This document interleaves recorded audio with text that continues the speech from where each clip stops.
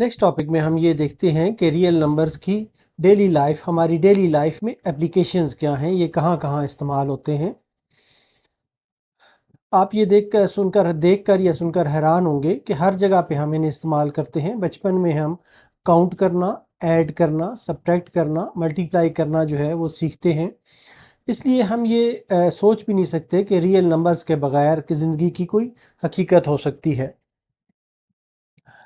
Real number जिन field में इस्तेमाल होती है, मिसाल के तौर पर साइंस एंड इंजीनियरिंग में, जैसे फिज़िक्स हो गई, मैकेनिकल सिस्टम्स हो गए, इलेक्ट्रिकल सर्किट्स वगैरह हो गए, मेडिसिन एंड हेल्थ हो गई, एनवायरनमेंट साइंसेस जैसे क्लाइमेट मॉडलिंग है, पोल्यूशन मॉनिटरिंग है, कंप्यूटर साइंस है। कंप्यूटर साइंस में एल्गोरिथम डिज़ाइन में, डेटा कंप्रेशन में, ग्राफिक रेंडरिंग में, इसी तरह नेविगेशन और ट्रांसपोर्टेशन में, जैसे जीपीएस है,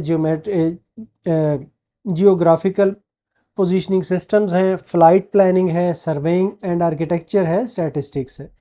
अब इसी की हम एग्जांपल देखते हैं कि इसमें दिए गए प्रॉब्लम्स को हम कैसे सॉल्व करते हैं।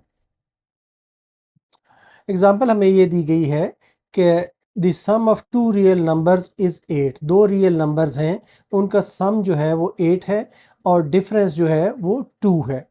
Find the numbers. हम पहले ये सपोज करते हैं कि हमारे पास जो दो नंबर्स हैं वो एक a है, दूसरा b है। अब हमें ये कहा गया है कि सम इनका जो है वो 8 है, मतलब है कि a प्लस b जो है ये 8 के बराबर है एंड देयर डिफरेंस इज 2, और a माइनस बी जो है ये 2 के बराबर है। पहली इक्वेशन को हमने 1 का नाम दिया और दूसरी इक्वेशन को हमने 2 का नाम दिया।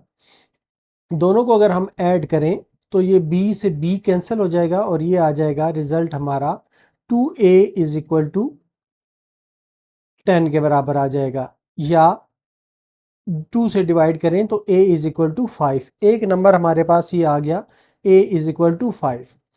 अब जो दूसरा नंबर है वो किसी एक इक्वेशन में आप पुट करें 1 या 2 में, तो b की वैल्यू आपको मिल जाएगी। फॉर एग्जांपल 2 में अगर हम पुट करें तो ये आ जाता है 5 minus B is equal to 2। ये इंप्लाई करता है कि minus B is equal to 2 minus 5, या minus B is equal to minus 3, या ये इंप्लाई करता है कि b इज इक्वल टू 3। तो जो दो नंबर हमने फाइंड किए हैं वो 5 और 3 हैं।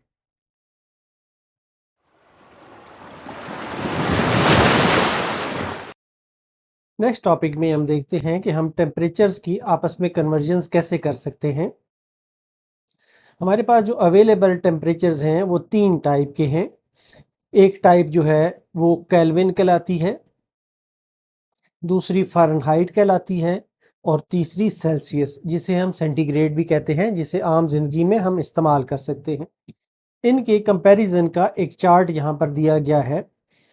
जिस वक्त सेंटीग्रेड सेल्सियस टेम्परेचर जो है ये 100 होगा, उस वक्त जो केल्विन स्केल है 373.15 होगा, और फ़ारेनहाइट जो है ये 212 होगा। इंसान का जो बॉडी का टेम्परेचर है ये नॉर्मली 37 डिग्री होता है सेंटीग्रेड में, तो इसको अगर हम फ़ारेनहाइट में कन्वर्ट करें तो ये 96.6 के बराबर होगा, और केल्विन स्केल में ये 310 जो है 10.15 के बराबर होगा, 0.15 के बराबर होगा। इसी तरह फ्रीजिंग पॉइंट ऑफ H2 जो है, H2O यानी पानी का जो फ्रीजिंग पॉइंट है वो सेंटीग्रेड में 0 डिग्री के बराबर है। 0 डिग्री पर पानी फ्रीज हो जाता है। फ़ारेनहाइट में ये 32 पे होता है, और केल्विन स्केल में ये 273.15 पर होता है। इसी तरह एब्सोलूट ज़ीरो जो एक इमेजिनरी नंबर है, ये अगर केल्विन स्केल में 0 हो तो सेंटीग्रेड में ये -273.15 के बराबर होगा, और फ़ारेनहाइट में ये -459.67 के बराबर होगा। केल्विन को हम K से डिनोट करते हैं, सेल्सियस को यानी सेंटीग्रेड को C के ऊपर ये छोटा सा 0 डाल के हम डोनेट करते हैं, और फ़ारेनहाइट को F के ऊपर छोटा सा 0 डाल के हम इसको डोनेट करते हैं। अब एक एग्जांपल है, इसे हम देख लेते हैं। Normal human body temperature is 98.6 degree Fahrenheit. Convert it into Celsius and kelvin scale. यहाँ पर हमें फ़ारेनहाइट यानी F दिया हुआ है, F इज इक्वल टू 98.6।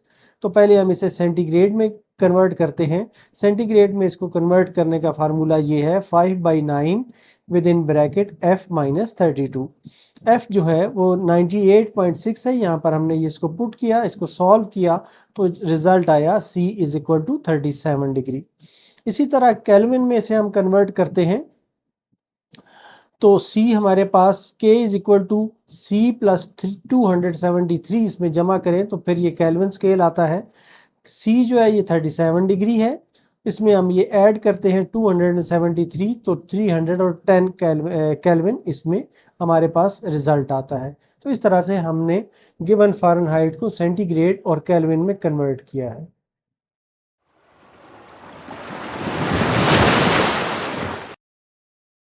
इसी तरह रियल नंबर्स को हम प्रॉफिट एंड लॉस में इस्तेमाल करते हैं।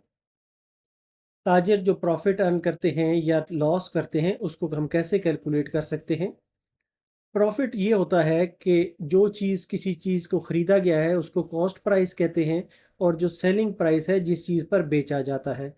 तो प्रॉफिट ये होता है कि सेलिंग प्राइस में से कॉस्ट प्राइस निकाली जाए तो प्रॉफिट निकलता है।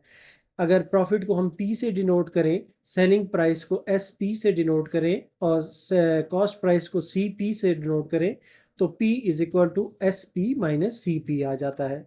इसी तरह जो प्रॉफिट का परसेंटेज है वो होता है profit divided by cost price, ये वाली कॉस्ट प्राइस मल्टीप्लाइड बाई 100%। तो इस तरीके से ये परसेंटेज में रिजल्ट आ जाता है हमारे पास। इसी तरह अगर किसी को लॉस हो जाए तो लॉस जो होता है वो होता है cost price minus selling price. जो जिस प्राइस पर आपने ख़रीदा है वो कॉस्ट प्राइस है और जिस चीज़ पर आप बेच रहे हैं वो है cost price minus selling price. तो ये लॉस आ जाता है। ये इसके अगर आप देखें तो इस फार्मूले के ये उलट हो जाता है CP minus SP। Loss percentage में निकालने के लिए loss divided by cost price multiplied by 100 किया जाता है, तो ये परसेंट में आ जाता है।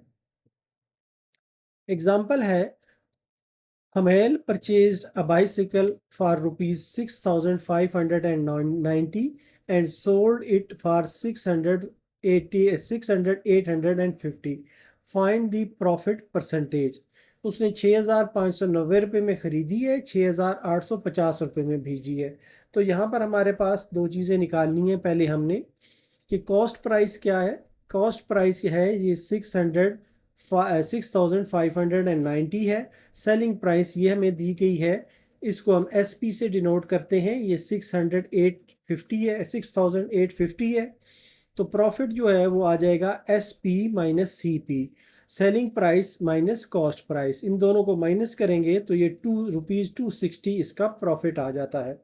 और प्रॉफिट की जो परसेंटेज है वो निकालने के लिए profit divided by cost price multiplied by 100। तो प्रॉफिट है 260 मल्टीप्लाइड बाय 100 डिवाइडेड बाय 6,590।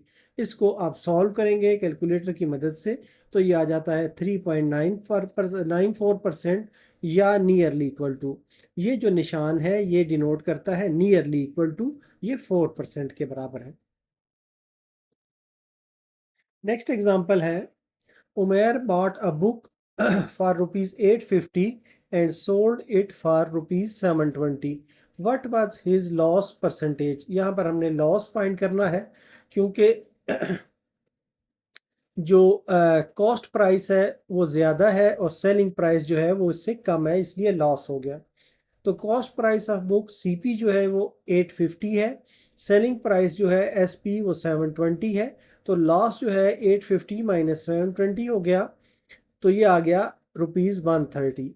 तो लॉस इन परसेंटेज आ गया loss divided by cost price multiplied by 100। तो लॉस जो है ये 130 है, डिवाइड करेंगे इसे कॉस्ट प्राइस से 850 से मल्टीप्लाइड बाय 100 तो ये आ जाता है 15.29%।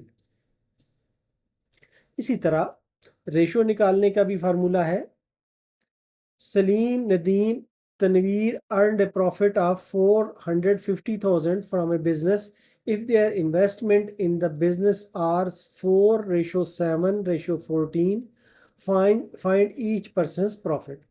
तो टोटल जो प्रॉफिट अर्न किया गया है वो है 450,000 और जो रेशो हमें गिवन है ये वाली, ये है 4:7:14। इन रेशोज़ को पहले हम जमा कर लेते हैं तो ये 25 आ जाता है, टोटल ये आ जाता है। अब एक एक का हम प्रॉफिट निकालेंगे। सलीम का जो शेयर है इस रेशो में वो 4 है, इसलिए इसको 4 डिवाइडेड बाई टोटल रेशो से 25 से डिवाइड करेंगे और मल्टीप्लाई करेंगे 450,000 से, तो ये जवाब आ जाएगा 72,000। सलीम का जो प्रॉफिट है वो 72,000 है। इसी तरह नदीम का जो प्रॉफिट है वो 7/25 है, मल्टीप्लाइड बाई 450,000, ये 126,000 इसका जवाब आएगा। तनवीर का प्रॉफिट जो है यहाँ पर ये 14 दिया गया है, तो ये 14/25 मल्टीप्लाइड बाई 450,000 से मल्टीप्लाई करेंगे तो ये 252,000 आ जाएगा। नेक्स्ट एग्जांपल है if simple profit on 6,400 for 12 years is 3,840। अगर सिंपल प्रॉफिट जो है किसी एक इन्वेस्टमेंट पर 3,840 रुपये की 6,400 रुपये की इन्वेस्टमेंट पर 3,840 रुपये है, तो find the rate of profit. Rate of profit हमने फाइंड करना है। यहाँ पर जो बेसिक अमाउंट है, जो प्रिंसिपल अमाउंट है वो 6,400 है और इस पर जो सिंपल प्रॉफिट आया है वो 3,840 रुपये आया है। जो टाइम लगा है 12 ईयर्स लगा है, तो हमने रेट पर ईयर निकालना है। तो rate is equal to amount of profit divided by time multiplied by principal multiplied by 100। तो ये जो अमाउंट ऑफ प्रॉफिट है ये 3,840 है, multiplied by 100 divided by 12 multiplied by 6,400। इसको डिवाइड करेंगे, सॉल्व करेंगे तो ये आंसर आ जाएगा 5% के बराबर। इस तरीके से ये हम इन एग्जांपल्स को हमने सॉल्व किया।